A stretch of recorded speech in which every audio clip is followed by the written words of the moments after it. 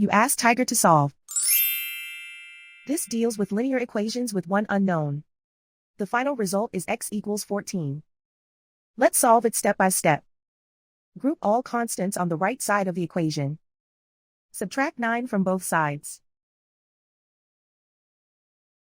Simplify the arithmetic.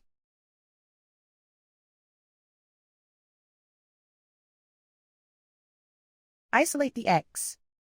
Divide both sides by 7. Simplify the fraction. Find the greatest common factor of the numerator and denominator. Factor out and cancel the greatest common factor. And so the final result is x equals 14.